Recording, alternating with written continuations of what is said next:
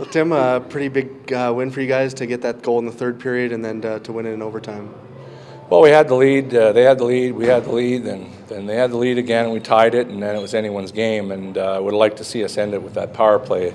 Had a couple good looks, but we forced some plays, and they're a good team, they defend really well, and often these games go early, they end early, and we're just trying to get pucks to the net, and I didn't really see how it went in, but it's back of the net, and game's over, I'm happy.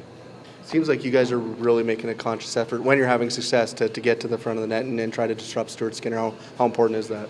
Well, we're not trying to disrupt him. We're looking for rebounds, and that's where you score in the playoffs, in front of the net. And we didn't do that last year in here against this team, and we made a conscious effort this year to play more inside. And Eden Hobbs has scored way more goals inside this year than he did last year, so that was a conscious effort on his behalf, plus the whole team. And I thought we played well tonight. We did not play very well at home. Game 2, I watched the game again. It just really seemed like we were off, and it could have been around the circumstances on the weekend. And but you never know. But we were just off, and I knew our guys would be better tonight. They were a lot better. Still had some guys didn't play very well in the early going, and they got better as the game went along. And sometimes that's the way it goes in playoff games. These are big games for these young kids.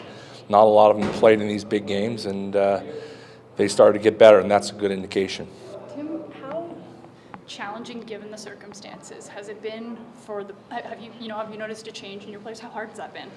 Well, it has been hard because we had two guys that were really close with the Tobin boy, and they thought he was into safety over the weekend, and then they found out that he wasn't. So they were in pretty rough shape, and we had to get them some counseling, and and they really came through. I think the people that do work with these young people want them to get to their normal life, normal circumstances as fast as possible, because that's the best thing for them, normalcy, and that's what we've done, and practice played and get them in the lineup and make sure that they're with their buddies and they're not in their billet home all by themselves. So, and I know the Swift Current team went through the same thing, and so we're all working through it. It's everywhere on Twitter, it's everywhere on TV, and it's great.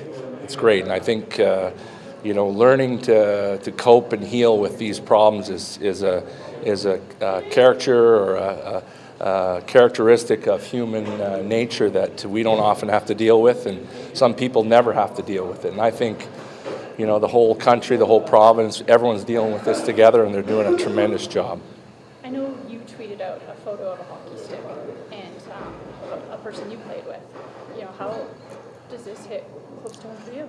Well, it does, and I played with Brad McCrimmon, and he was our captain, a great guy, and he was a great coach, and went off to try to improve his coach in Russia, and his team plane went down and he lost his life along with a bunch of other hockey players and coaches and trainers, and very similar situation. So when they started to have this hashtag Sticks for Humboldt, I thought, I had Brad's stick in my garage, and I saw it when I was putting it up, and I forgot I had it, and I saw it, and I actually sent a picture to Kelly McCrimmon, who is Brad's brother, and I said, "Hey, Kelly," I said, "look what I found."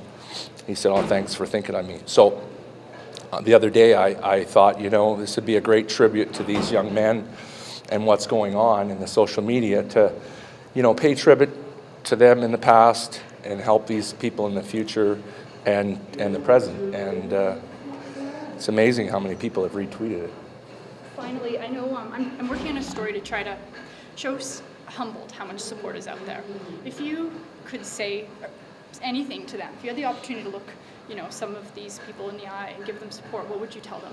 Well, we're with you. We're in this together. It's we know you're feeling a lot of grief and a lot of sorrow, but so do we, because we've all ridden buses and we've all been on buses. We all have kids, or we were a kid at one time, and we're parents, so we're all thinking about you.